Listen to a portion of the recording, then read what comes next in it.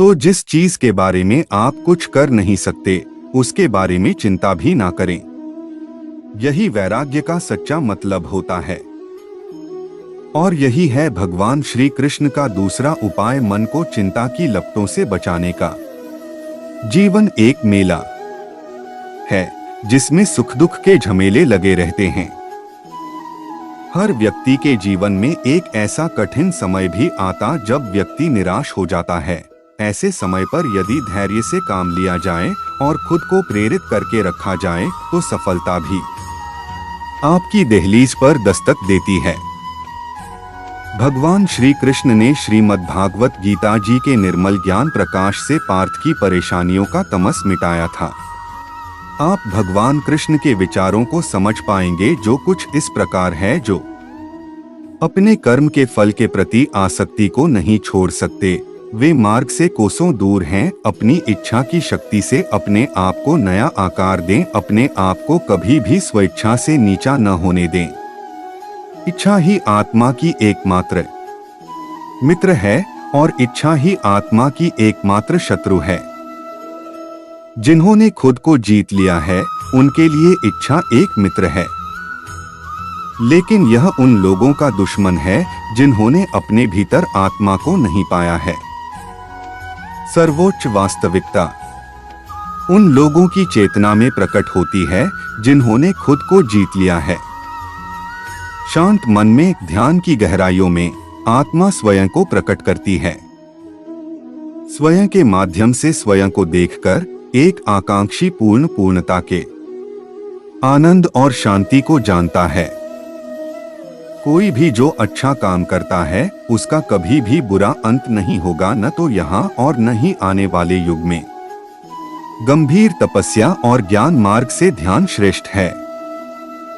मुझ पर अपना मन लगाकर योग के अभ्यास से स्वयं को अनुशासित करो।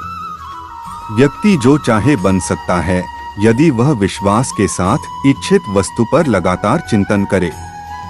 मैं उन लोगों के लिए हमेशा मौजूद हूं जिन्होंने मुझे हर प्राणी में महसूस किया है। मन बहुत चंचल है जो इंसान के दिल में उथल पुथल कर देता है। जैसे वे मेरे पास आते हैं वैसे ही मैं उन्हें ग्रहण करता हूं। सभी पथ पार्थ मानव को मेरी ओर ले आते हैं। इंद्रियों से मिलने वाला सुख पहले तो अमृत जैसा लगता है, लेकिन अंत में यह विष के समान कड़वा होता है। जब ध्यान में महारत हासिल हो जाती है तो मन हवा रहित स्थान में दीपक की लौ की तरह अडिग रहता है। हे अर्जुन, तीनों लोकों में मेरे पाने के लिए कुछ भी नहीं है और न ही कुछ ऐसा है जो मेरे पास नहीं है। मैं अभिनय करना जारी रखता हूँ, लेकिन मैं अपनी किसी जरूरत से प्रेरित नहीं हूँ। कर्म मुझ पर इसलिए नहीं टिकते क्योंकि मैं उनके परिणामों से जुड़ा नहीं हूँ। जो लोग इसे समझते हैं और इसका अभ्यास करते हैं वे स्वतंत्रता में रहते हैं। ज्ञान की भेंट किसी भी भौतिक भेंट से बेहतर है क्योंकि सब कामों का लक्ष्य आत्मिक बुद्धि है। जैसे आग की गर्मी लकड़ी को राख कर देती है, वैसे ही ज्ञान की आग सभी कर्मों को भस्म कर देती है। अपना काम हमेशा दूसरों के कल्याण को ध्यान में रखकर करें। अप्राकृतिक कर्म बहुत तनाव पैदा करता है। अपना काम हमेशा दूसरों के कल्याण को ध्यान में रखकर करें। हर व्यक्ति का विश्वास उसकी प्रकृति के अनुसार होता है। मैं उन्हें ज्ञान देता हूँ जो सदा मुझसे जुड़े रहते हैं और जो मुझसे प्रेम करते हैं। मेरी कृपा से कोई सभी कर्तव्यों का निर्वाह करते हुए भी बस मेरी शरण में आकर अनंत अविनाशी निवास को प्राप्त करता है। बुद्धिमान व्यक्ति का मुख सुख में आनंद नहीं लेता। जो कार्य में निष्क्रियता और निष्क्रियता में कार्य देखता है वह एक बुद्धिमान व्यक्ति है। मैं धरती की मधुर सुगंध हूँ, मैं अग्नि की ऊष्मा हूँ, मैं ही सभी जीवित प्राणियों का जीवन भी और मैं ही सन्यासियों का आत्मसंयम हूँ। तुम उसके लिए शोक करते हो जो शोक करने के योग्य नहीं है और फिर भी ज्ञान की बातें करते हो। जो व्यक्ति ना जीवित और ना ही मृत व्यक्ति के लिए शोक करते हैं। बुद्धिमान व्यक्ति को समाज कल्याण के लिए बिना आसक्ति के काम करना चाहिए।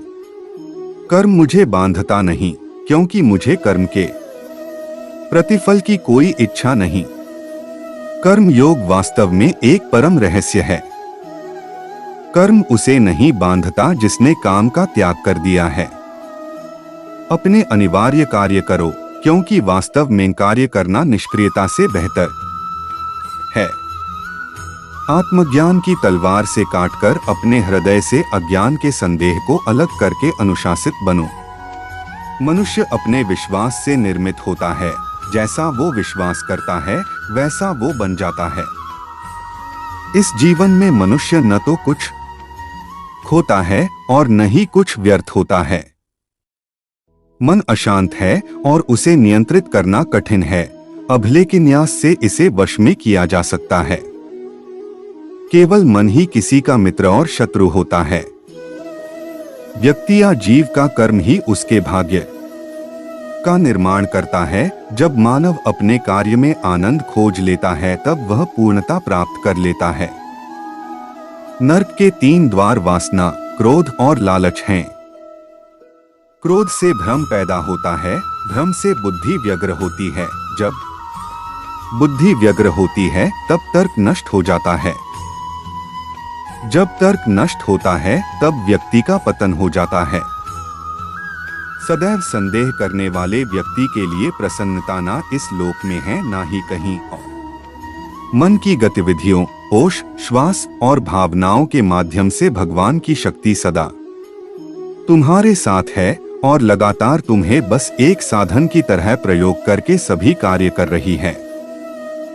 ज्ञानी व्यक्ति ज्ञान और कर्म को एक रूप में देखता है, वही सही मायने में देखता है। प्रबुद्ध व्यक्ति के लिए गंदगी का ढेर, पत्थर और सोना सभी एक समान निर्माण केवल पहले से मौजूद चीजों का प्रक्षेपण है। उससे मत डरो जो वास्तविक नहीं है, ना कभी था ना कभी होगा। जो वास्तविक है वो हमेशा था और उसे कभी नष्ट नहीं किया जा सकता। जन्म लेने वाले के लिए मृत्यु उतनी ही निश्चित है जितना कि मृत होने वाले के लिए जन्म लेना। इसीलिए जो अपरिहार्य है उस पर शोक मत करो। जो मन को नियंत्रित नहीं करते उनके लिए वह शत्रु के समान कार्य करता है।